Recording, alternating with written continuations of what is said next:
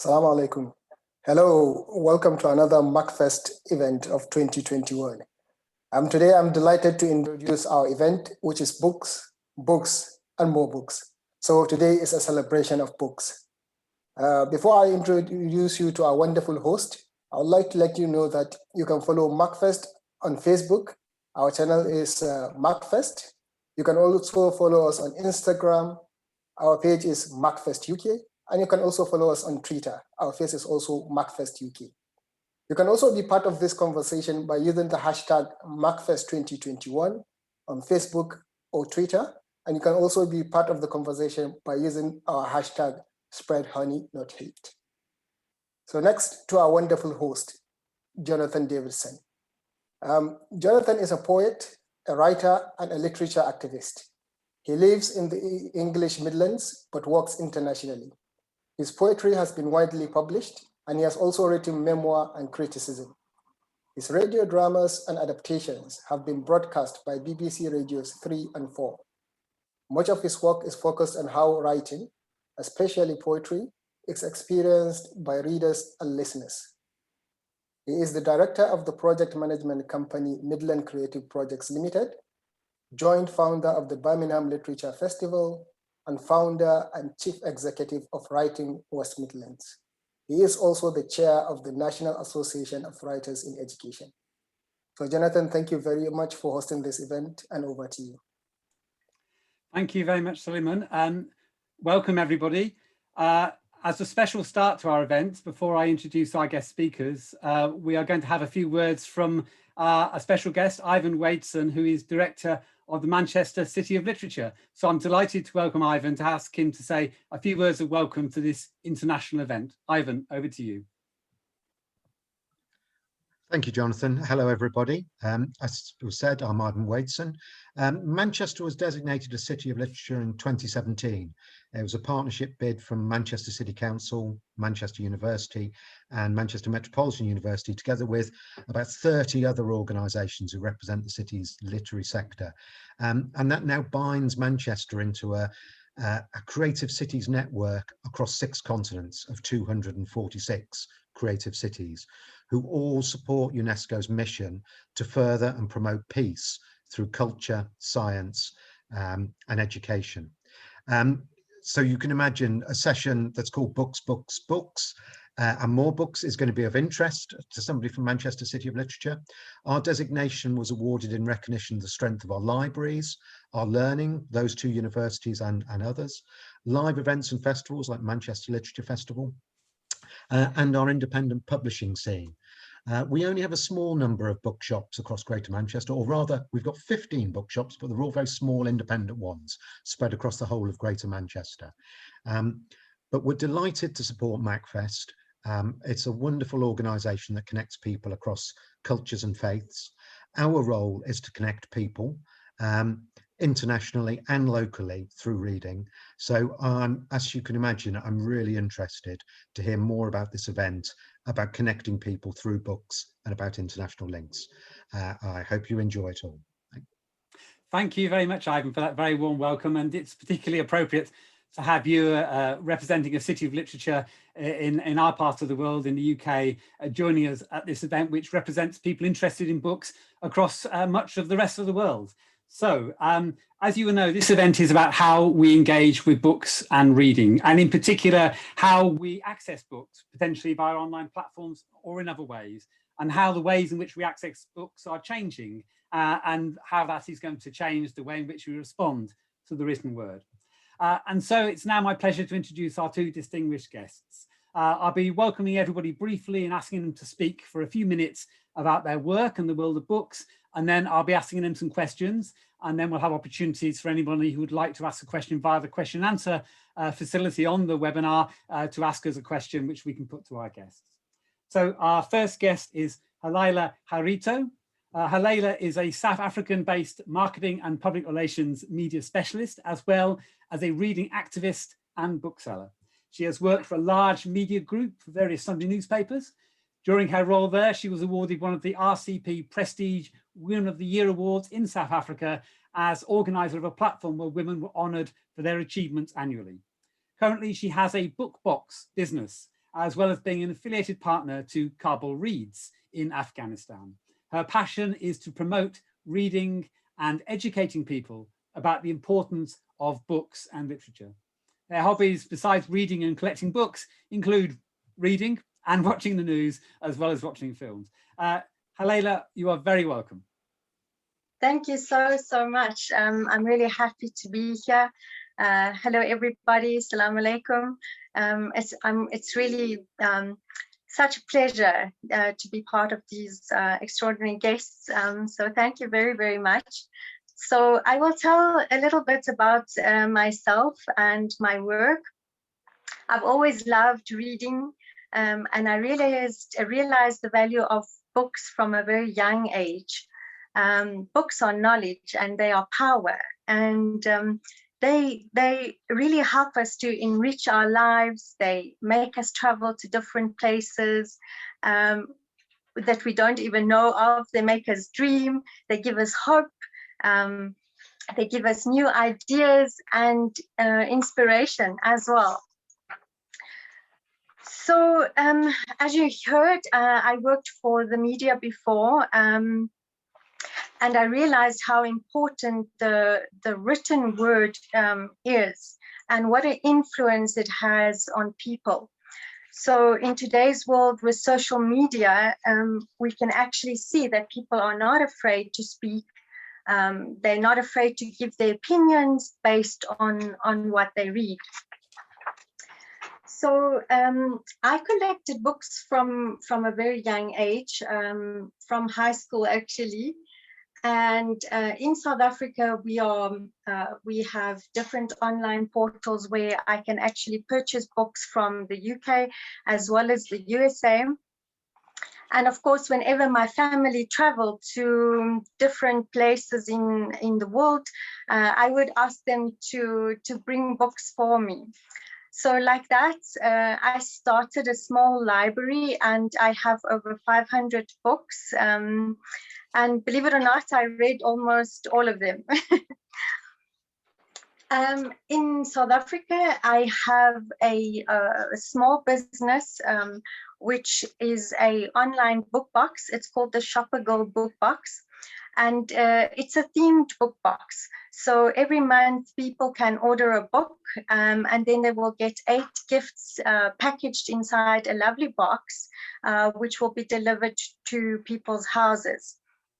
And as I mentioned, the boxes are themed. So sometimes if the book is about travel, then the gifts will be also related to travel. Or if the book is a romance novel, then all the gifts will be related to romance. And then I am an affiliated partner to Kabul Reads in Afghanistan. I'm a reading activist, and it's really been very important for me to educate people to read books, to improve their lives. It is something that I really activate strongly to people all the time, because I believe it's not just for knowledge and to improve their lives. In a lot of situations, especially in Afghanistan, where English is not the first language of people, they also get to improve their communication skills and their language skills as well at the same time. So this was also the vision of Shirsha Rahim and Nargis San, who I've been working closely for almost the last year. And it's really been such a pleasure to see how the business has grown, and also the growth of the readership, and also getting to know the people, working very closely with the readers. I'm absolutely so proud of them for wanting to read books and for going out of their way to know more about books. So it's really been very, very special. Okay, lovely. Thank you very much for that introduction. We will be hearing more about Kabul Reads shortly, and I'll have some more questions for you as well. But now let me introduce our second guest. Our second guest is Nargis Ehsan. Nargis is a managing partner of Kabul Reads. Kabul Reads is an online bookshop operating in Afghanistan. It has over 3,000 customers and is one of the fastest growing and most loved e-commerce businesses in the country, and especially within the city and area of Kabul. Nargis currently works as the CEO also of a technology consulting firm, IAP, and she has a Bachelor in Business Administration from AUAF. Nargis, you're very welcome. Would you like to say a few words about your work? Thank you very much. This is absolutely a great honor representing Afghanistan, actually, and talking about books. So, as you said, that I work as the CEO of Intellectual Applications and Products. We are software development, and we work actually in software development and production, which means we build mobile apps, we build websites, and also we work on social media management for our clients. In November 2019, Shesha Rahim, who is also the president of IAP, shared the idea of establishing an e-commerce website for book selling, which is today named Kabul Reads. So Kabul Reads itself comes with different values and goals. I have to say this. First, it's a platform for a lot of us who are looking for books, especially in English language, that we don't know where to find, that we don't have an easy access to, or let's admit, because of our busy schedules, it often gets difficult to travel in the traffic of Kabul and look for books. That takes our time. But with the website and the mobile app, it made it much easier and accessible for people. Second, we noticed that most of online businesses in Afghanistan, they still rely on taking orders from their social media accounts. We thought, let's train people on the usage of e-commerce as the technology is developing and the countries are developing themselves. We tried to keep Kabul Reads a community that aims to promote reading culture among the youths. We started in 2019, and then in the beginning of 2020, the COVID-19 hit. Luckily, I would say that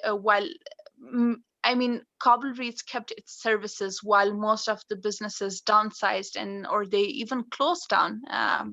For a startup, we still kept our services.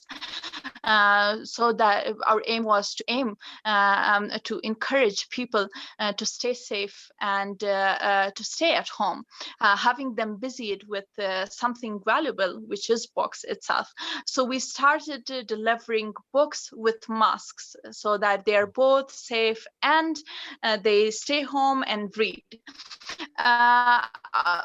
Kabul Reads, its aim is to actually really target all age of groups and encourage them to read in Afghanistan. Our work is currently based in Kabul because we wanted it to have a test stage to see how many people are interested in this. And luckily, as you said, today in just a year, we have over 3,000 customers today. Well, that's a wonderful and very impressive introduction to your work, and I do like the idea that if you're going to have a COVID-19 pandemic, what you really need is an online bookshop who's willing to deliver your books to you. It is the art form that can survive plagues and pandemics, thank goodness. I should also say to everybody who's watching this around the world that, of course, we are indebted to Wi-Fi, and it will occasionally let us down, but so far things are coming through loud and clear. But if any of you do experience any wobbles, I'm afraid it's just the nature of doing things online. But so far we've been very lucky. So as I said, I'm going to be asking both our guests some questions to expand on their interest in books and reading and its importance. But if you would like to ask questions yourselves, there is a question and answer function available on this webinar. You move your cursor to the bottom of your screen and it will appear, and I will see the questions pop up. And my colleague Khalyla may also mention us in the chat as well. So I hope to be asking some of your questions in the not too distant future. But let me start by asking our guests a question, and I hope that they will each be able to answer this in turn. They will each have something to say, I'm sure they will. So the first question I'm going to ask is about the kind of books that readers in Afghanistan are interested in, and in which languages people feel a preference for reading. I'm going to ask Halaela to answer that question first of all, and then Nargis. Halaela, what type of books have you found that people in Afghanistan are interested in, and is there any connection with the kind of books that people are interested in South Africa? Okay, so first of all, as you know, I don't live in Kabul. It was such a big surprise for me to see what the books are that the people are reading. And of course, the genres are very, very broad, and it's such a wide spectrum. So it's anything from politics to inspirational to history to self-help, business, education, psychology, romance, and poetry. So, and then to mention some of the authors, they read Barack Obama, Michelle Obama, Guevara, Paulo Coelho, Osho, Dale Carnegie, the books of Elif Shafak. So that was extremely interesting for me to see. I had an 18-year-old that told me that she reads one book a week, and she read books like Jane Eyre. Now, Ivan, you and Jonathan would know that this is considered as English literature, and even that is quite difficult for me to read. And I deal with mostly the readers in Afghanistan from an age group of 18 to 30 years old. So for them to read those books, that demographic for pleasure, shows something completely different to the rest of the world. Whereas in that demographic in other countries like South Africa, you would find that they would read these kind of books for academic purposes. So this was extremely interesting for me. Thank you. That is very interesting, and I think you're absolutely right that in much of the Western world, when young people are asked to read books by Jane Austen, they do not consider it a pleasure. They consider it something of a chore because they're going to be examined on it. So it's a great definitely more for academic purposes or something else, and like you say, much of a chore. Yes, yes. Well, it's great to hear that people approach those books differently. Nargis, can I ask you to say a little bit about the kind of books that you found people in Kabul and Afghanistan have been interested in? And are there any books which you are surprised that people have been interested in? Well, I mean, first of all, it's very surprising to me knowing that people actually use these books for academic readings in outside the country. In Afghanistan, these are actually the books that a lot of the youths from different age groups are really interested in to read. As Halila Jan mentioned, that they vary. They're a diverse group of, but I will basically talk based on my analytics and reports that we have received in the past 1 year from our customer base. A lot of customers, they are interested in reading fiction, non-fiction, political books, and since Kabul Reads is on the, we started selling on the English books because we had easy access to, and they were not very easy to find in Kabul. So we started with English books. So they have these genres basically that a bit different age of groups are interested in reading, but we newly incorporated Dari and Pashto books as well into it. But unfortunately, which I will be later talking about as well, is that many of these local languages books, they are fictional actually. And since we don't have like Afghanistan doesn't have access to a lot of data centers so that these people can write books that contains information that needs research. So these are basically the genres that many of the youths are interested in reading. Fine, that we will come back to that. I would be very interested, as you say, in the differences of books written in languages, local languages, as it were. Although all languages are world languages eventually, unfortunately English is particularly dominant. Let me ask you both, Halaela first, a bit more about your own personal relationship with books and reading, particularly Halaela, what started you as a reader? When did it become a passion? And what have you gained in your own life from being a voracious reader? Okay, so I basically grew up with newspapers and magazines in our home. And even as children, we were given magazines and newspapers to play with. So even if I couldn't read, I was always looking at the the pictures and all the pages, and I was really interested. So it sort of always like stayed from a young age in my mind, you know, reading. So later in school, once I received an academic award and I won an English poetry book. It was my first book, and I was just so happy for receiving this book. I still have this book today. Good. And after that, I sort of asked my father to take me to a library so that I can find more books and read more books. This was like really interesting for me. And once in one of the libraries, I found a storybook about a little girl that was sent on a spaceship. And she landed in a world which was totally opposite to the world that we currently live in. The sky was green and the grass and the trees were blue. And I was totally fascinated by this book. I just absolutely fell in love with this book. So that was sort of from my childhood. And then later on, I obviously, as I got older, I could search for books and look for the books in the genres that I enjoyed reading. It was really important for me that books just resonated with me. You know, it's really a great feeling when you read a great book and you close your eyes and you say, wow, that was really a fantastic book. And it stays with you for some days. You tell others about it and you can't stop thinking of the book. That's when you know that you really read a great and a perfect book. I'm currently reading 5 books. So what I do is I read a chapter every night before I go to sleep, and I read 5 different books. And in that way, if I read a chapter every night, I could finish almost 5 books a month. And I set it sort of as a goal for myself even.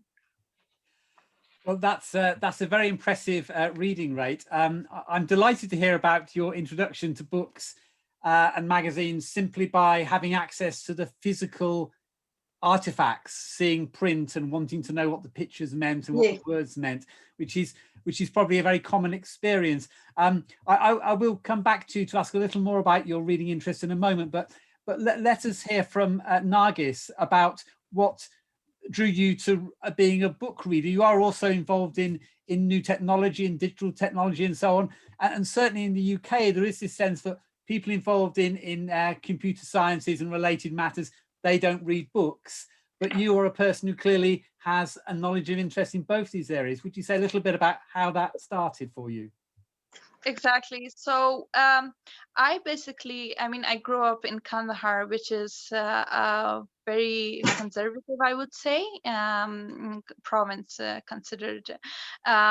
My dad always encouraged us. He continuously told us to read, except for your school books, read other books, increase your knowledge. Don't rely on what your professors are telling you, but you have to expand your knowledge.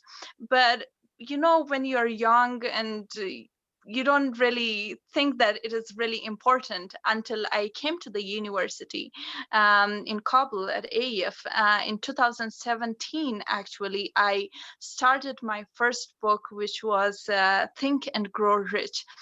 I finished this book, I think, in three nights, because during the day I would go to job and then I had classes, and then when I would come back, I slept with this book like every night, literally for 3 nights. I was awake until very late, even though I knew that tomorrow I'm gonna be sleepy in the work, but I had it really got me. So I really loved that book. That's how my interest for the reading increased. And I will be honest in this, I literally sleep with books every night. They are everywhere on my sides of the bed, so that I make sure that I have that calmness at the end of the day with myself. I'm not as a reader as Khalila Jan is. I actually read at least one book a month, and I make sure that I finish it, and I get each and everything of it. And I have this one habit: when I read a book, I have to collect, like, write whatever that I like from that book and later refer to it. And I actually read one book more than twice or thrice, which I really love. Yeah, that's basically how it became a passion for me. I mean, I entered to technology because in 2018, I was offered this job as a business development officer at IAP, and the company was newly established. I knew that it isn't really like my career, because I was studying business, but I kind of challenged myself. I was like, yeah, I can do this. And I started entering like to websites, but it is actually not really true that people who are into technology, because I know Shersha, he also reads a lot. He is a tech guy, but yeah, we love reading. And I think it's not actually from what background you really come, but it's like you have to find the right book that you start with, and that you find that passion for reading. Okay, well, that is heartening that you are surrounded by books even as you wake in the morning and as you fall asleep at night, which, I mean, I confess, I've got a stack of books by my bedside table, books I'm supposed to be reading at some point if I can only live long enough. Thank you, that's great. Now, I'm going to slightly divert from the questions I'd planned to ask by asking you about the importance of books physically as opposed to ebooks. Now, you've mentioned books as physical things, and Halaela said that as well, but as a child, she saw these physical books. Are you also a reader of ebooks? Are your customers interested in ebooks as well, Nargis? So Kabul Reads is basically physical books. We don't want to, our aim is only on physical books. We deliver physical books, not ebooks. The thing about, I mean, physical books never dies, even if technology tries a lot. It will save this space in the shelves, but you won't really feel that smell from some gadget that you use of the books. That's a personal thing for me. I love leafing through the papers of the book. I love the smell of it. I mean, I even love it when it's something that is portable. I can always take it in my bag and read it when I'm there is a traffic jam, when I'm waiting for my doctor. So it's always there, and it's easy for people also to see it, like what you're actually reading, not really to show off, but also like people can see that, okay, you are reading this book, and that can initiate a conversation. Actually, with the phone or the technology, every time I have tried to read, I have been distracted from here and there, which I really don't like myself. I respect other e-readers, but the thing about physical books, I think it's much beautiful. Yes, I'm inclined to agree with you, and I wonder if all of the people listening to this webinar will also agree with us.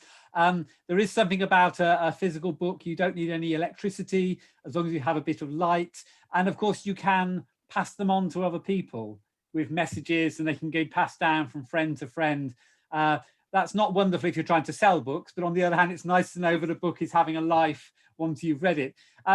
Halaela, what do you have any thoughts about ebooks as opposed to physical books?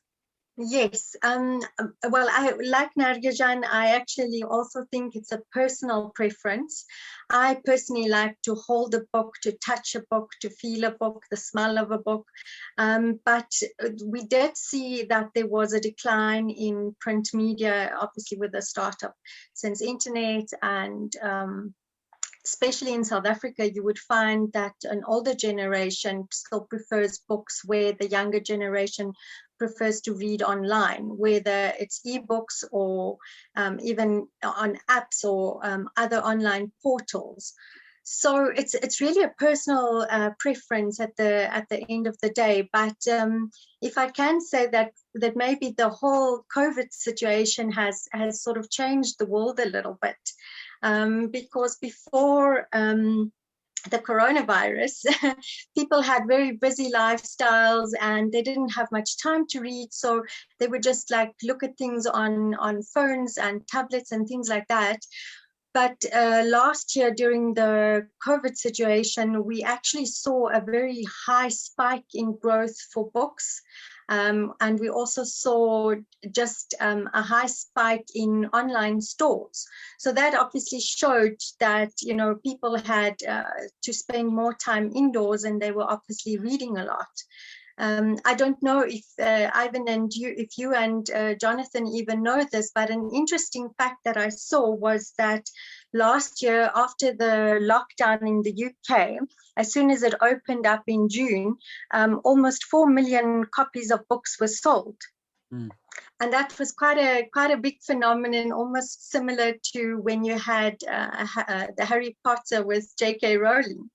So it just shows you that COVID actually made people go back to basics. You know, they spend more time reading, they're doing hobbies like knitting and board games and puzzles and things like that. So it really changed life, if you can say, so to speak. And we saw obviously that books grew, the sales of books everywhere. Yes, well, that is true. And obviously, the internet is very important.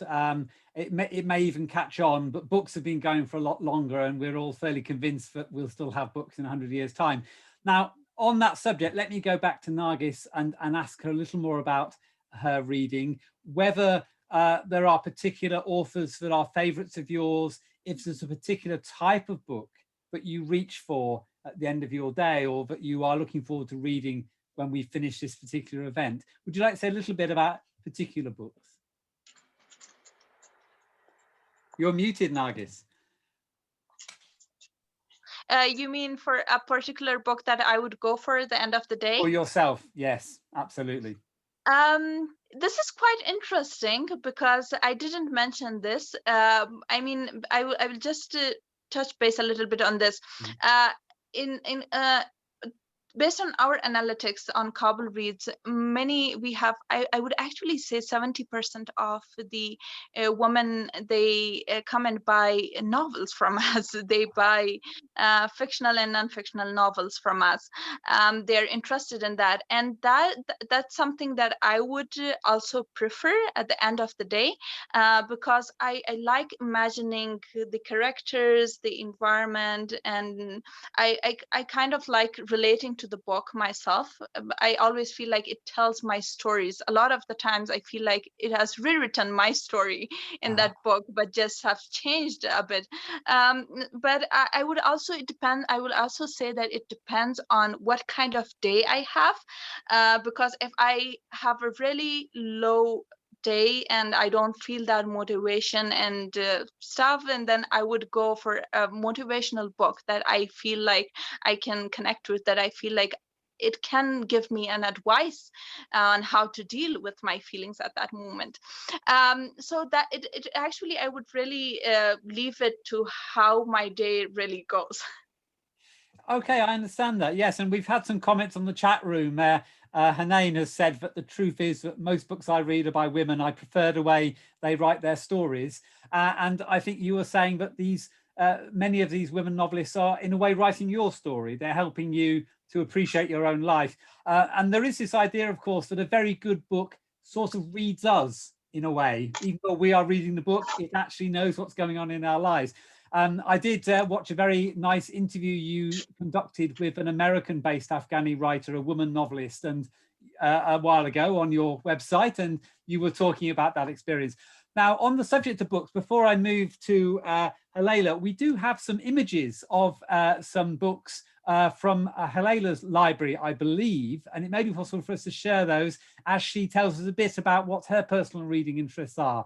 So we're going to see if that can happen. But in the meantime, Halaela, would you like to tell us a bit about the books that you particularly gravitate towards at the end of a day or at other times? Yes, of course. So the books that I like to read are basically biographies or anything close to real events. And I've read so many books on Afghanistan, maybe over 100 or something like that. Some of the stories are really incredible. My favorite authors are Nadia Hashimi, which is the interview that you watched. We were very, very fortunate to have her as interview on Kabul Reads. And then also Khaled Hosseini's books. They're both Afghan-American authors, and their books are really incredible. Most of my books are books of women and female writers, Muslim writers. I'm not a feminist. I really respect men, but I do think that women are part of history and their stories should be told.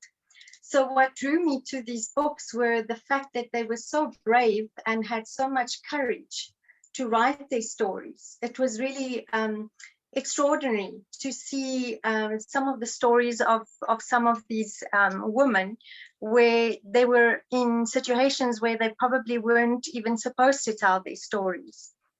So that is probably one of the genres that I enjoy the most. Mm-hmm. But I do read a broad spectrum of different genres. I believe that people should have a sort of a balance. You must also find some other books that gives inspiration, that makes you laugh, that makes you feel good. So a lot of the books that I referred to previously were quite serious and sad. So there's two British authors that I really enjoy, which is Victoria Hislop and Sophie Kinsella. Victoria Hislop's books are also a little bit serious, and they go back into history. And as you know, Sophie Kinsella's books are really funny, so I enjoy reading them as well. But it's the Afghan stories that sort of resonate with me. I would say a lot of them have also written stories from during the war, the Russian and the Taliban time. And it's incredible stories of what you read of people that were refugees, and then they just managed to turn their lives around completely. And that's extraordinary at the end of the day. It's so inspirational to know that, you know, somebody that's really down and out and you think that you might not even have a future, turns their life around and they have these extraordinary lives, whether it's 5 or 10 years or even 20 years. So those are really, really great. Another book that stood out for me was the book from Fawzia Kufi, that we all know that she's a famous politician in Afghanistan. Her book was actually not about politics or anything to do with her life currently. Her book was actually written from the time that she was a young girl and her journey to become a politician before she became a famous politician. But what was really interesting for me, after each chapter, she wrote a letter to her daughters. Now, anybody that has a good relationship with their mothers, so any mother-daughter relationship can actually relate to those letters. They were beautifully written, and it's something that you actually just want to read again and sort of keep and hope that you would have your daughter read it one day. So that was really, really nice for me to read. But as you can see from my books, I have basically books from all over the world. I even have some books that were banned from Iran. Basically people that wrote books from when the time in Evin prison. I have read the books of the Saudi Arabian princess which is anonymous, but she did it in conjunction with Jean Sasson. And Jean Sasson has written other books in the Middle East. I've read all of them.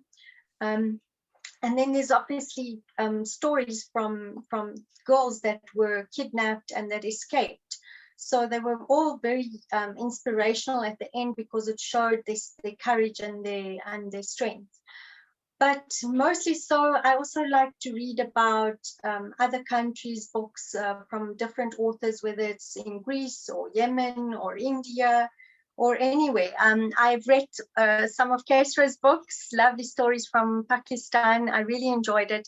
It makes you just travel to that country. You get to learn the culture. You will get to understand the people without actually getting onto an aeroplane.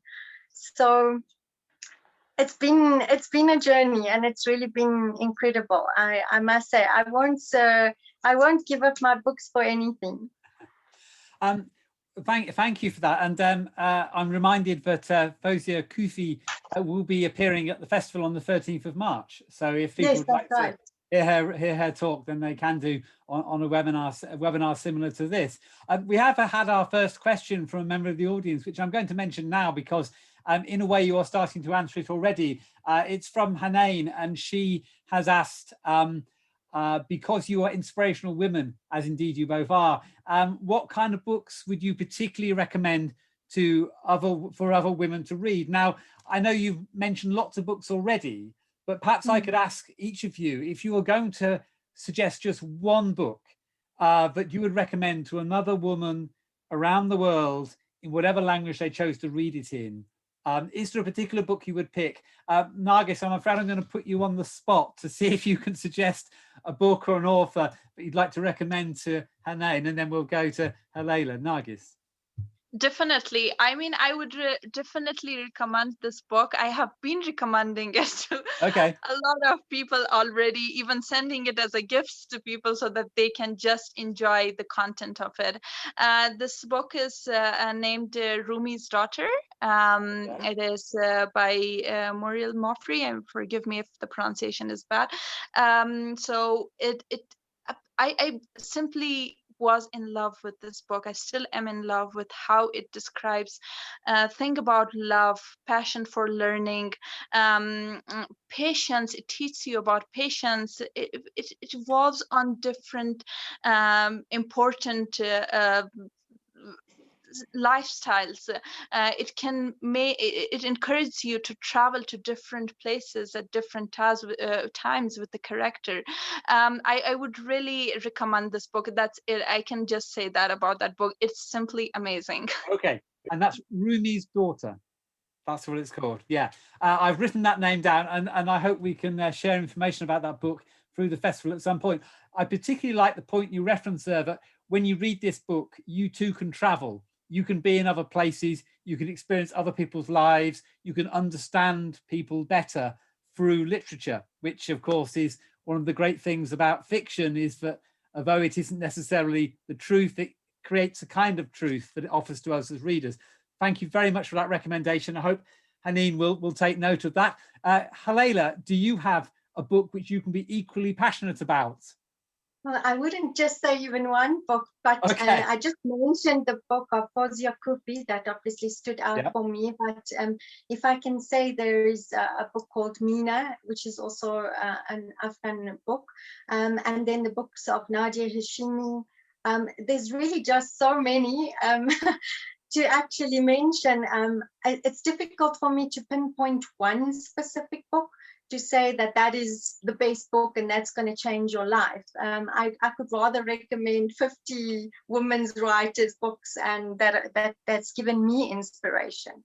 So I will definitely answer to this girl myself. That asked the question.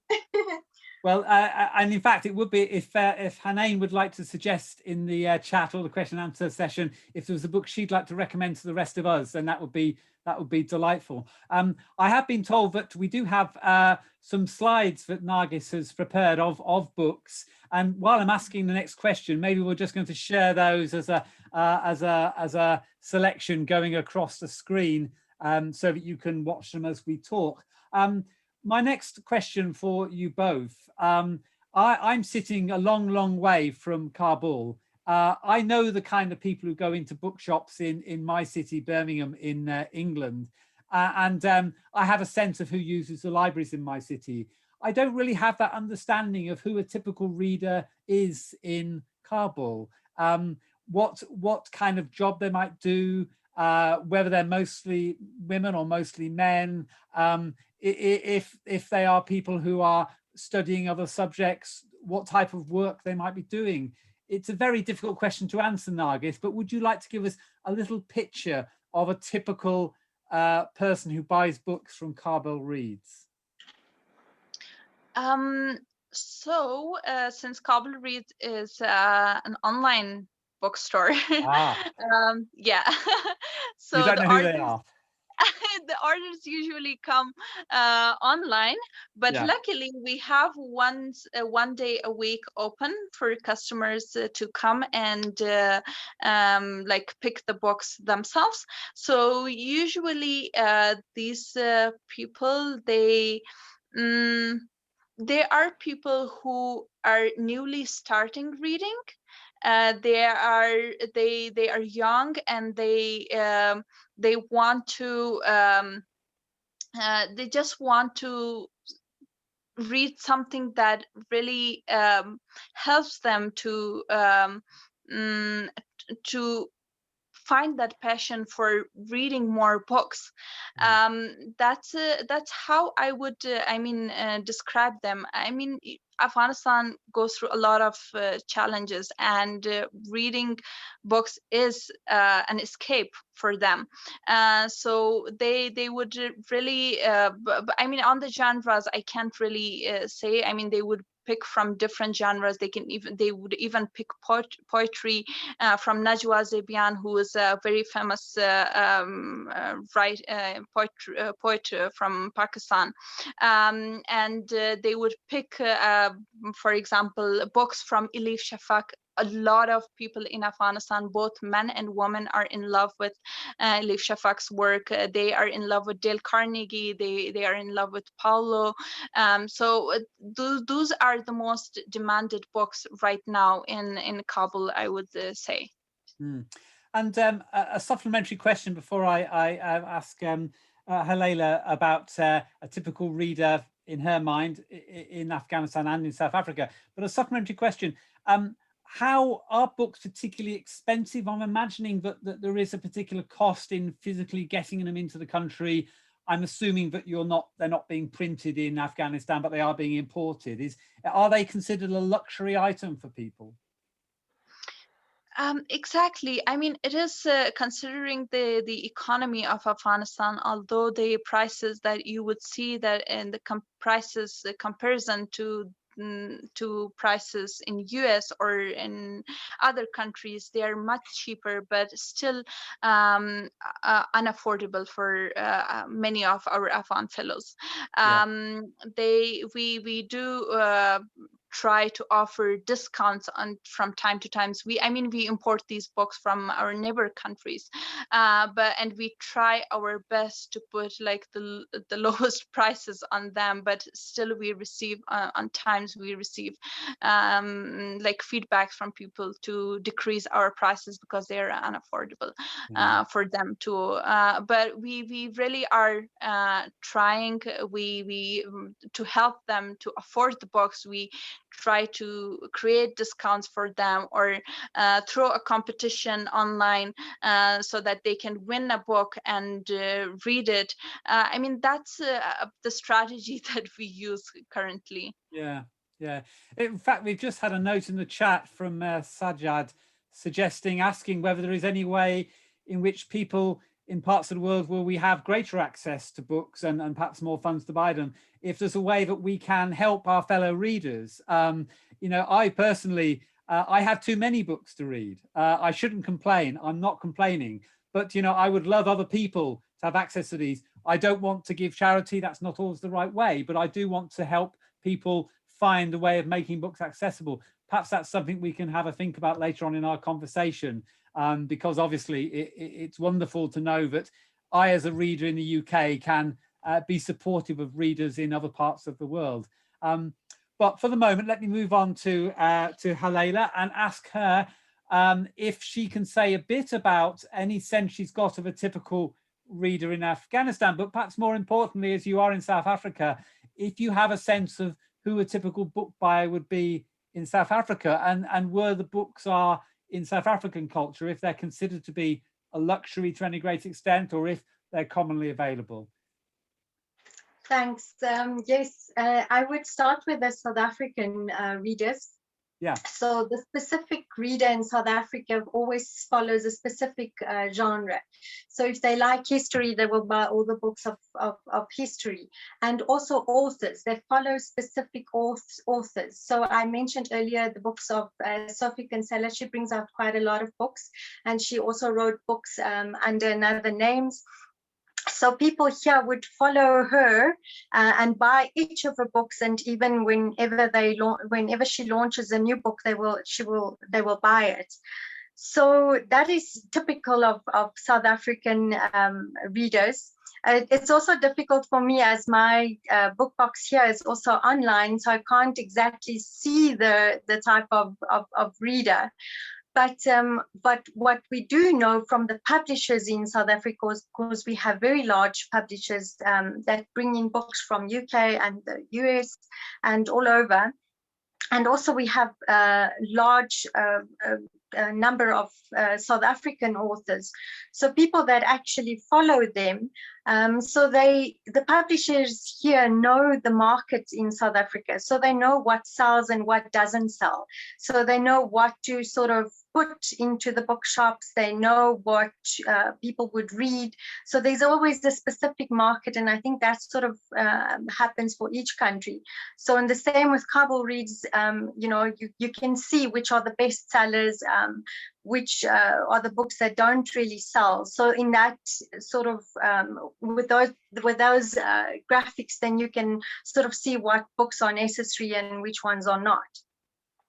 And if I can say something, if I can add to the readers of Afghanistan, is basically the readers that yearn for knowledge. It's people that love words.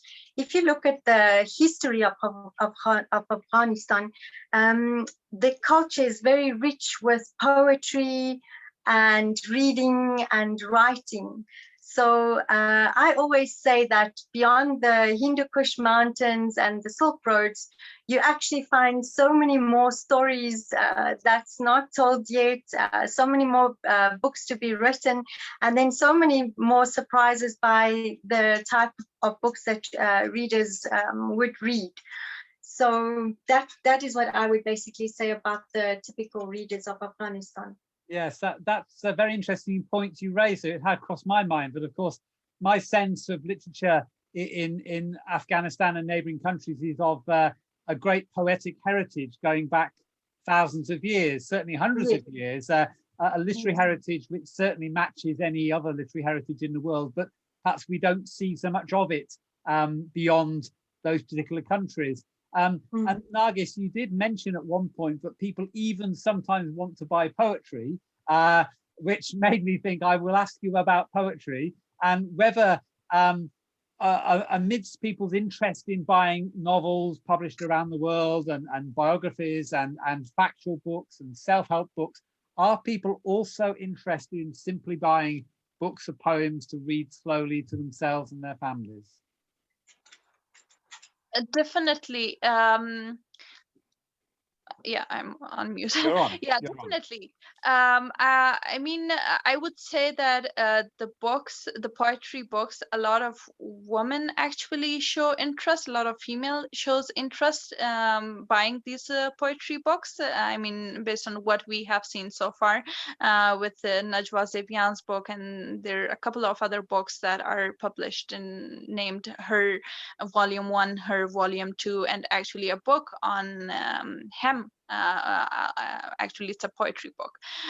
So a lot of women are actually interested in buying these books from us, and they actually buy a lot of these books, and they like, I mean, we have even seen that they take a picture of a poem on the page that the book that they have bought from us, they share it on their social media for others also to watch it or to read it. I mean, that's actually what that basically goes on with the poetry books. Okay, so poetry is still alive and well alongside novels and so on. Definitely, of course. I mean, we have a very limited poetry collection at Kabul Reads. I would definitely say that. But of course, if we increase it, there will be a lot of demand. Okay, that's good. That's good to hear. I'm going to ask another question of you both in a moment. I want to remind anybody watching this webinar that if they'd like to post a question in the question and answer function on the webinar, then we'd be delighted to have that question, and I'll put it to our two guests. Before I ask my next question, we are going to see some slides that Halaela had prepared representing her interest in books and literature. So they may come on the screen shortly. And as we're arranging that, I'm going to ask, first of all, Halaela and then Nargis, about the responsibility you have when you are selecting books for particular people to put in your boxes and to recommend to people. I am aware, of course, that every time you select one book, you are not selecting 100 others, that you are making a choice which may influence somebody to do something in their lives or to become something different. First of all, Halaela, how much do you feel that is a responsibility for you when it comes to choosing the books you present to the readers through the book box schemes you run? And let's have the slides while we're hearing your answer. Okay. I definitely believe that that we should guide readers to the books. By word of mouth is the only way really to do it. And we obviously notice that once we put something on social platforms, that entices readers to buy those books. So it's obviously clear that readers need some guidance. And there's also, because there's such a big variety of books, people don't always know what to buy or what to read. So my first question always to somebody is, a reader, what do you enjoy reading? What do you like reading? And I try to get some information from them.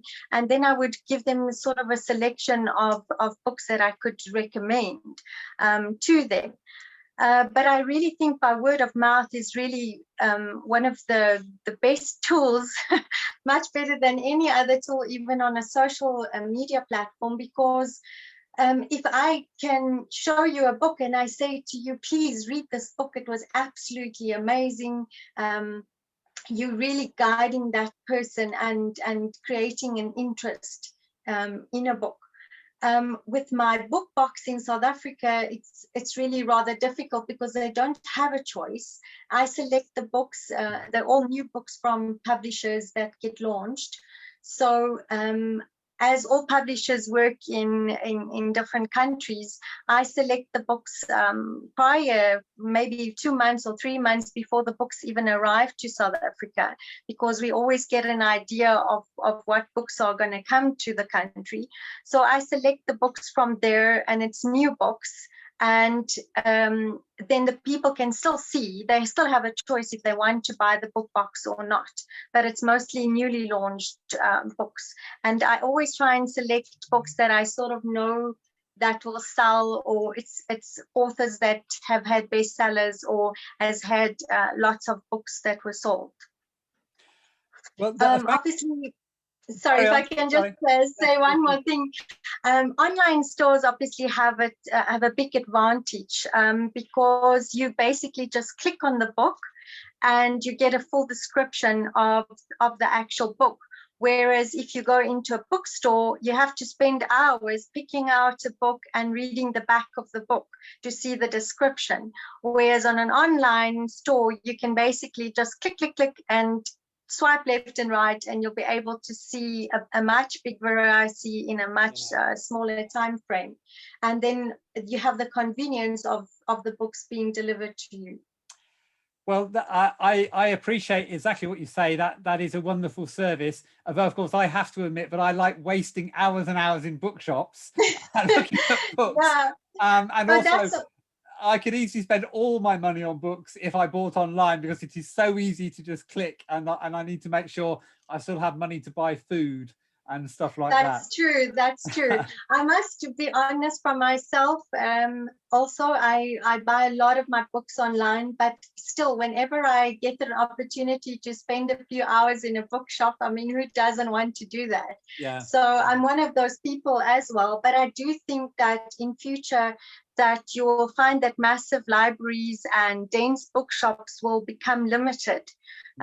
Especially maybe in 30 years from now or so. I hope I am wrong, but they will become less and less, not from, if you look at how big libraries and how big bookshops or how many bookshops there were in different countries before. Yes, yes. Thank you for that very, very good answer to my question. And I'm going to offer the same question to Nargis, really, which is to say, you know, how do you feel the responsibility you take on when you recommend books to people? Are you ever unsure about whether this will really work for your readers? Do you sometimes take risks with books which you think might not work for people in the hope that they will get something from them?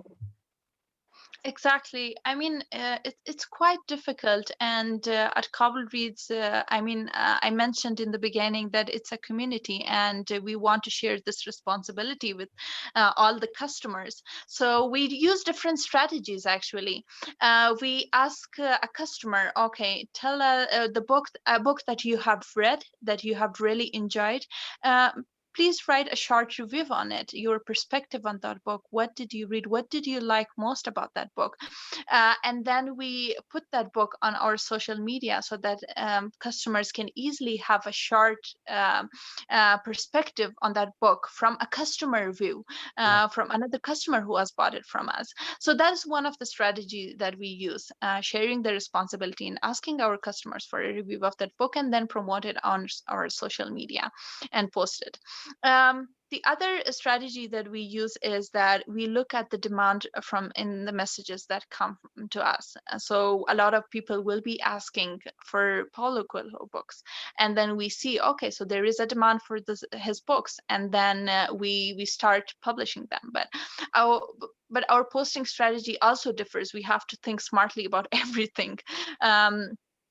And then what we do is that we try to take a short quote of the book that says a lot of things, and that is interesting and captures the readers or the customer's attention. We put that on as a caption with the post, and we take the pictures ourselves, and we try to take a picture of inside the book of a page that has something interesting in it, and we even highlight it sometimes with our pens or highlighters so that the customer get a clearer perspective of what the book really is. Sometimes I agree with Khalyla John that the description now, it is easier for people to just click a few clicks and then read about the description of the books, but let's be honest, customers want it easy for themselves when they come. I mean, we have experienced it a lot, and that's the easier we make it for them, the more they are interested to buy that specific book from us. Okay, that's a very interesting answer. I'm going to continue with another question for you, Nargis, actually, and then we will hear Halaela's response as well, which is, it's a question we've had posted in the question and answer box. To ask you both to think about the future of book selling and of reading in Afghanistan and potentially also in South Africa. Now, it seems to me that 5 years ago, you could not have imagined that you'd be running an online bookshop, and here you are making a fantastic success of it. What would you say was going to happen for books and reading in your country over the next 5, 10, 20 years? Do you have any sense of where this is all going? I personally am very positive. I see a very bright future in the next 10 years for the book industry in Afghanistan. Because if I compare it to 10 years back, students in the high school were still focusing on learning English.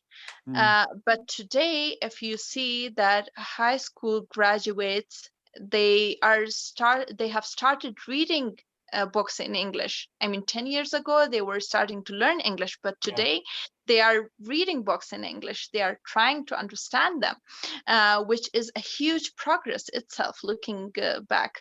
And in the 10 years, I mean, right now, if we look, I mean, my small baby sister, like she might be 3 years old. I'm just saying an example, but she still uses a gadget in her hands, and she is exposed to a lot of English classes and contents and stuff. She's trying to create that ability at a very early stage, and that's gonna happen in the next 10 years. I mean, we will have a lot of people reading. I mean, 1 year ago, when we didn't start Kabul Reads, we didn't think that a lot of readers would exist in Afghanistan. We were quite nervous for it, but seeing today that we have served more than 3,000 customers is a huge, it's a great deal, actually, I would say. So I feel like it's gonna be a very positive for the next 10 years. Well, it's so lovely to hear a positive bookseller. I mean, I love booksellers very much. I admire them very greatly, but certainly in the UK, they're often quite pessimistic about the future. So it's great to hear that you are optimistic. I would like to add one thing on that. I totally agree. A few months ago, I visited the most famous bookshops that are active in the Kabul for the past 30 years, and there is a specific location in Kabul for it. All I could hear was negative comments on it. Like, they were saying it's not going great, people are not coming. It's actually with the strategies that you use, how to reach to the people, how to encourage more people to read. It's actually like you have to use strategies so that you can have more readers coming to you. I think that it requires a positive mindset and quite a few like strategies that you have to use in order to encourage people to read. Okay, well, safe in your hands, I think we can say, the book selling in Afghanistan. I'll move on to Halaela now. You may want to say a little bit about the future of books and reading in South Africa, but also when we saw the slides that you put together, there were some very interesting photographs about the physical printing process. And we heard from Nargis that, of course, the books in Afghanistan that she's selling are being imported into the country from neighboring countries. So Halaela, would you say a little bit about the future of books and reading in South Africa, but also a little bit about the importance of the physical process of making books? Yes, sure.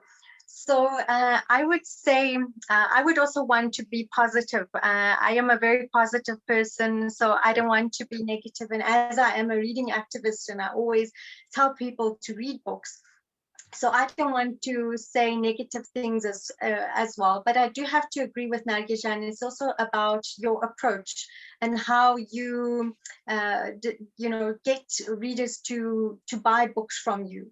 So those are all important books. If you are a little bookshop somewhere in a remote place, you can do very, very well as long as you can sort of retain your customers. So this is important. And with technology, we actually saw that obviously there was a decline in books.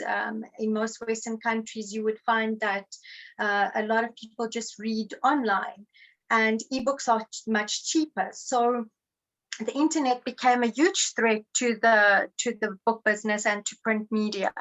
So because of that, I think it's very important to say that it's up to us as a society to play a role for, especially amongst booksellers, amongst ourselves and people that are still interested to read books, to encourage people to read books and to write their stories so that it can still continue, so it doesn't stop at any point.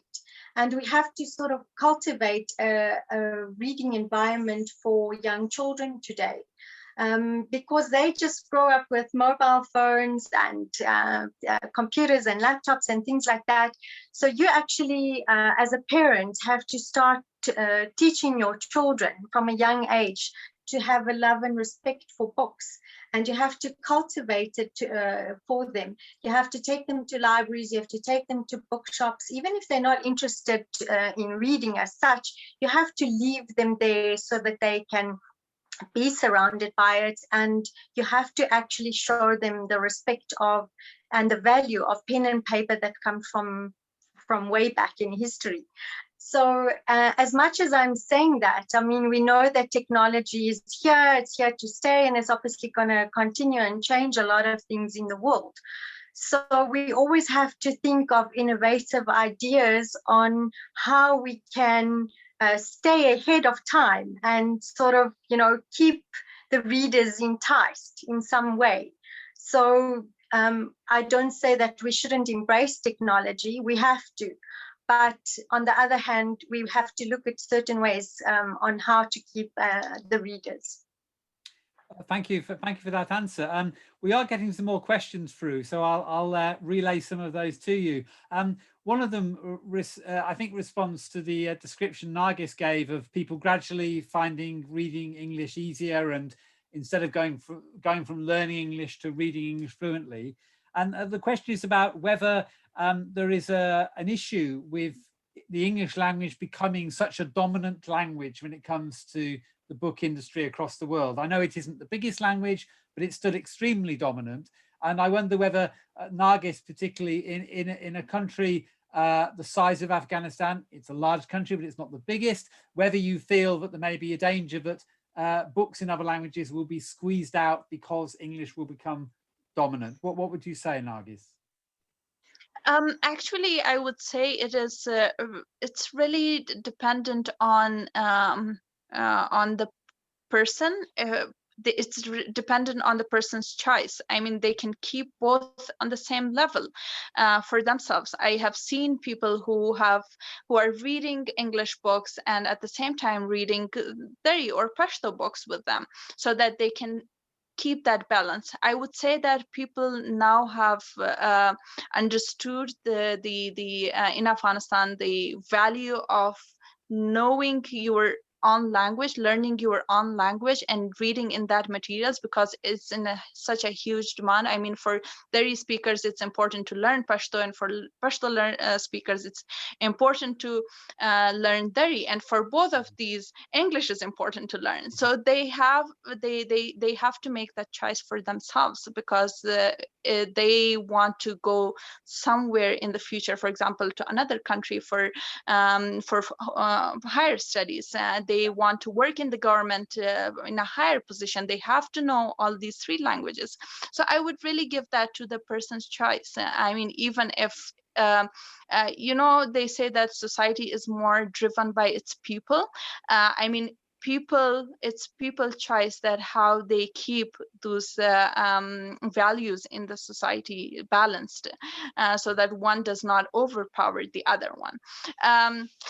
And I mean, the only reason, one of the reasons that we sell English books is that because there was lack to them in Afghanistan. We couldn't find them. A lot of people couldn't find them, and we had an easy access first to to the English books, and we brought them in. And a lot of people are really asking for it. English has become one of the dominant, I would say, languages, but it is one of the most important too, because I mean, it's required everywhere nowadays. But I would give that choice to an individual on how to make a wiser choice for to learn which one, or to overpower one over another or not. Okay, so that's a very sort of promising answer, that we need to keep our love of all languages if we can. We need to be multilingual, and of course, in very many parts of the world, it's perfectly natural to have 1, 2, or 3 languages. You just use them in different situations. We had a little note in the chat from Sajid, who speaks Pashto and was wishing that there were more books in that language in America. So hopefully the internet can make it more possible for us to read books in Pashto, if we can read Pashto in America and Canada, and to read books in English in Kabul if we so wish to. So Halaela, do you have any comments about the dominance of the English language from where you're sitting in South Africa, which is, I know, a country where many languages are operated or used? Yes, I can definitely add to that. In South Africa, we have 13 official languages, so you can just imagine what that is like. But we definitely see that people from previous disadvantaged groups are also now starting to write books, and it really does quite well in English. But you can find books in various languages. I myself, there's a language, Afrikaans, which is very similar to Dutch. I can read it and write it because obviously from school, and I also had German in school, but I still try to read an Afrikaans book only like once a month to keep my brain going, because I think it's important. It's important for people to remember the language and not to lose that. So in a country like Afghanistan, people won't lose their languages. So if you are speaking Dari or if you're speaking Pasture, you won't lose those languages once you start speaking English. Because English won't be spoken in your home. You will maybe use it in your work environment or in other places. But I can definitely see from the people that I've been dealing with and the readers in Afghanistan that English is very important to them. And that was the whole reason about Kabul Read starting and selling English books, because it's a universal language and people are going to need it in their jobs, especially in governmental jobs, just like Nargajan has said. So I think it's like a universal language, and it's really important in countries that don't have it as a first language, that people should educate themselves, because they never know what can happen in the futures, and because of the world that's currently also changing all the time. Well, thank you. Yes. And while we're talking, of course, thankfully, gratefully, people are for chatting about this subject. And our friend Ivan, who introduced this session, mentions that only recently they celebrated the nearly 200 languages spoken in Manchester for International Mother Tongue Language Day. And there is a link on the chat room if anybody wants to know more about that. So certainly we're doing a little bit in the UK to remind ourselves that this is a multi-language country, and I'm sure that's the case across the world. We're sort of running out of time. I've got one final question to ask you both, but before I ask that question, I'm just going to mention another comment in the chat from a person who's rapidly become my favorite chat room person, which is Hanain, who has said something very lovely, which I'm going to read to you. She says, I grew up with respect for books. I was told that books would equate me with the goddess of knowledge, and I should be thankful that she chose to smile on me. That's a really lovely quote from one of our webinar listeners, watchers. We'll take that one with us into our hearts and into our homes when this session is over. But let me offer you both my final question, which is not about reading, but about writing. I'd be really interested in knowing, first of all, from Halaela and then from Nargis, about whether you encouraging people to read more widely, more broadly, more deeply, has also encouraged people to consider becoming the very writers who will make the books that you will sell in the future. Halaela, have you come across that? Are writers starting to talk to you as well as readers? Yes, certainly. And I do encourage writers, because there are still so many untold stories. So it's really important, whenever there's a story, there will be a writer. And whenever there's a writer, there's a book. So it's really important that writers should be encouraged, and they shouldn't give up hope. I mean, if you look at the success story of J.K. Rowling in your own country, how many times she sent her books to different publishers before she got published, and now she's one of the richest people in the world. So that success story should encourage writers never to stop. And even if it's not money driven, or you don't want to make money from books, the mere fact that you have your story on a bookshelf and that it's been given to somebody to read, and somebody gets encouraged by that story. Not all of us read the same things, not all of us like the same things, and that's why there's a variety of books. So it's important that writers should be encouraged to write whatever they want at the end of the day, and so I support it wholeheartedly. Okay, that is lovely. Now, before I move on to Nargis to say a bit about writers in Kabul, and I can tell she's got something to say, I'm just going to quickly ask you, Halaela, about audiobooks. We've talked about ebooks, but about audiobooks. Are they a big thing in your world in South Africa? And I'm going to ask Nargis about that in Afghanistan. But Halaela, first of all, what do you say to audiobooks? I can't really speak too much about audiobooks. They are popular, but they are very pricey in South Africa, extremely pricey.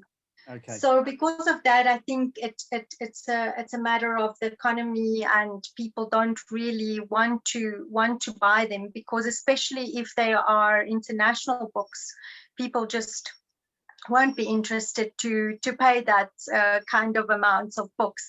But me personally, I would sometimes go into a library in online in New York or Paris. There's a specific app for it, and you can find some audiobooks for free. Yeah.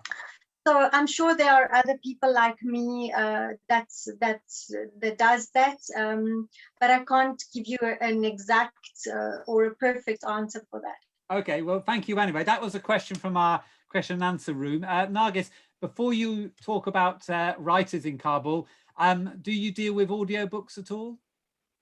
Not really. Okay.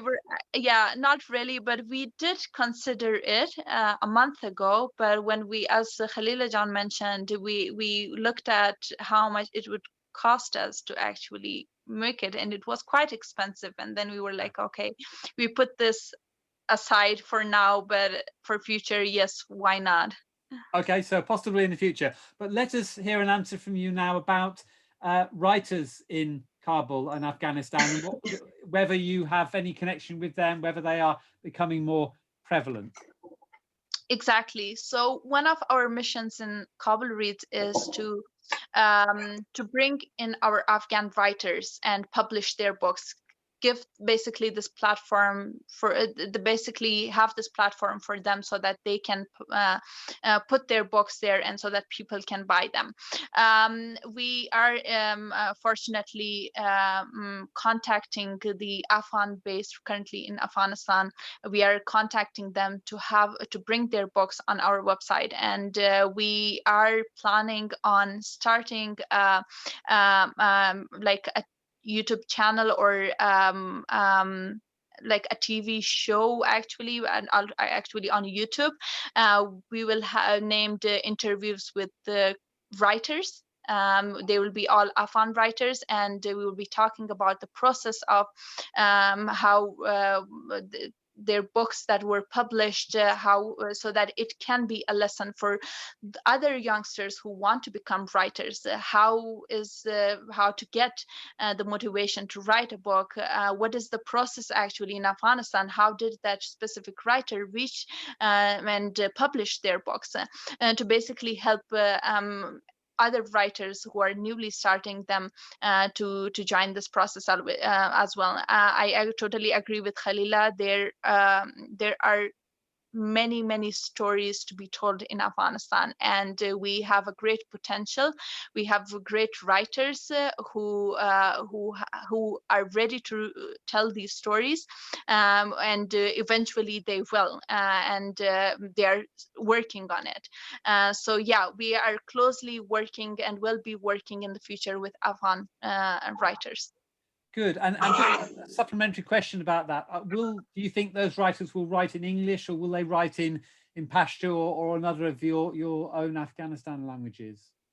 Yes, so these writers that we are currently in touch with, they write in local languages. Okay. But what they do is they translate the English books to Pashto or Dari.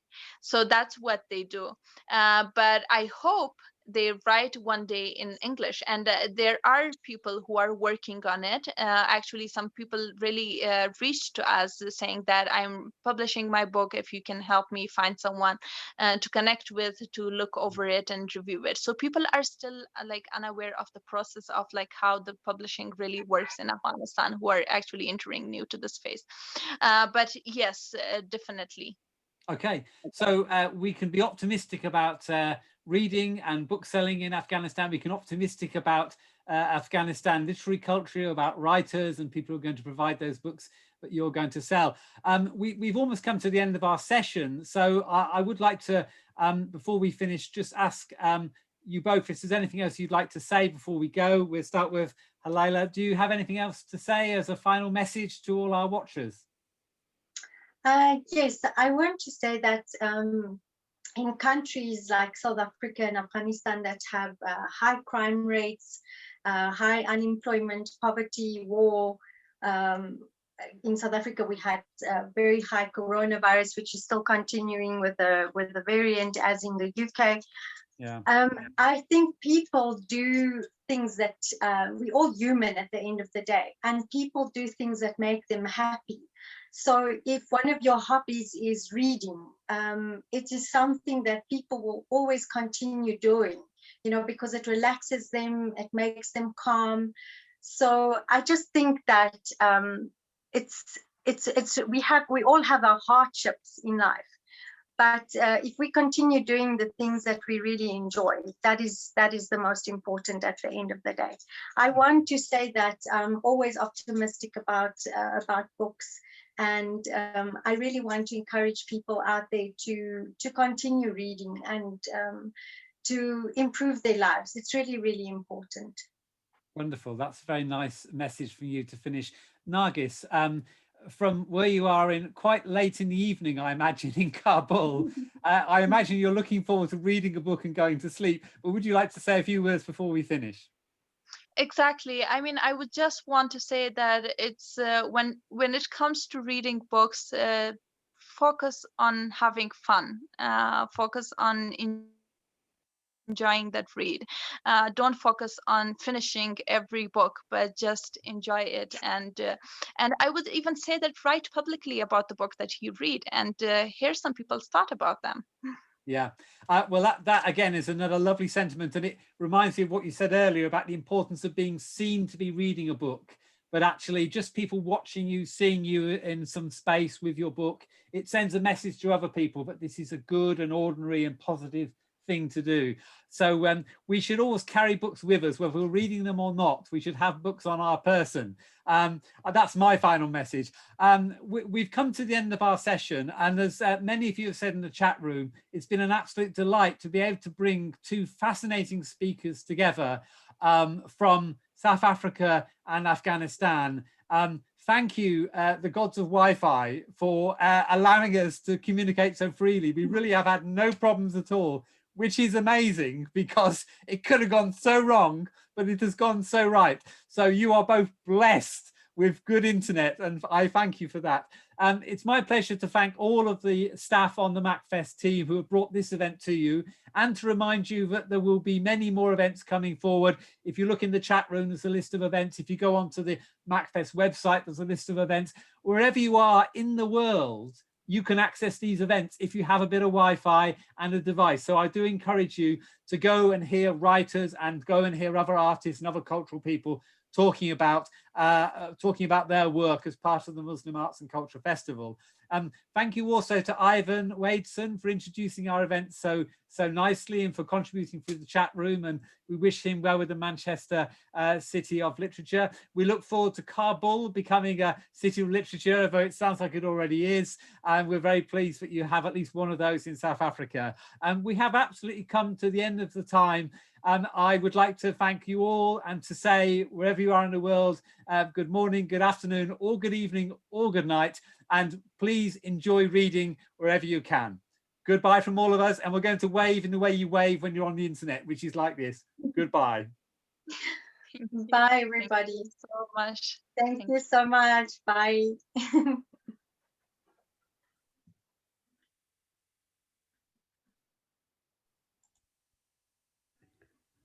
Thank you, Halila.